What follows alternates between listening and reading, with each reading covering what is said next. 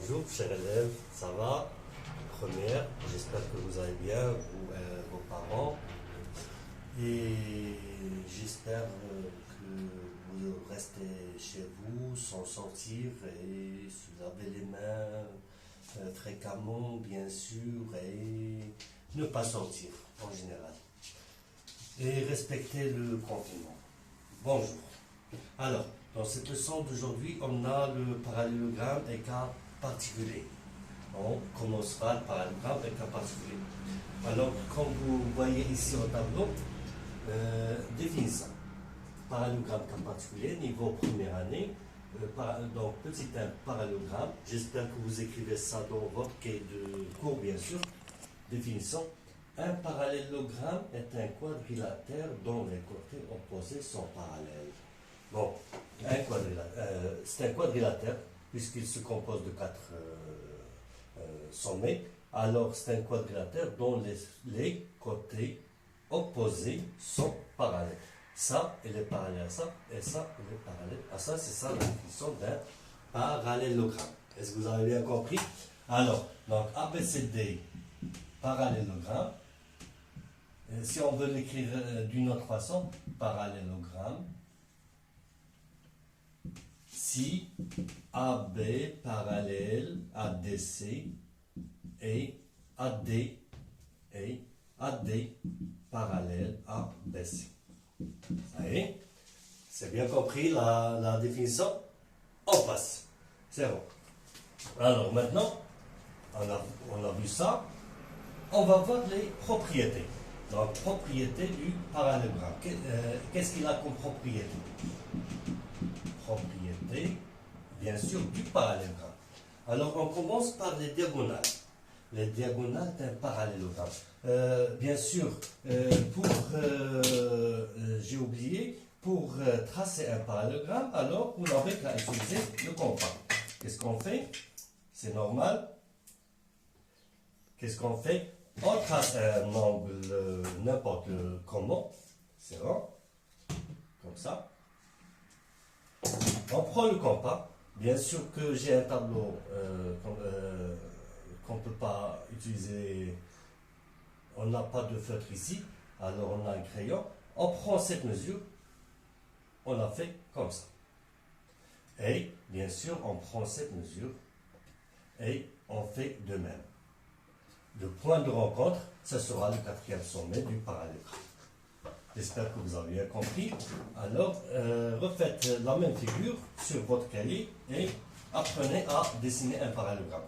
Alors, on passe maintenant aux propriétés. Propriété 1, c'est la propriété des diagonales. Les diagonales d'un parallélogramme, alors c'est AC et BD. Qu'est-ce qu'ils ont de particulier?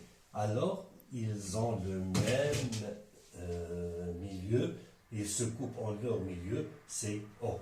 Donc, O, milieu de AC, bien sûr du segment AC et du segment BD. Donc, si ABCD est un parallélogramme, alors ces diagonales AC et BD se coupent en leur milieu. Maintenant, la réciproque de cette propriété. Supposons qu'on a un quadrilatère non croisé. Ça veut dire quoi non croisé?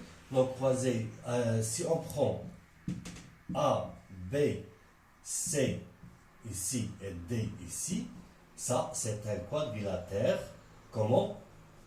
On prend C ici, n'importe où, c'est A, B, C et D. C, par exemple, et D.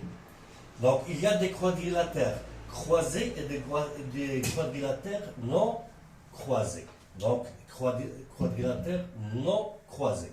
Si dans un quadrilatère ABCD non croisé, on a au milieu de ces diagonales AC et BD, alors ce quadrilatère sera un parallélogramme.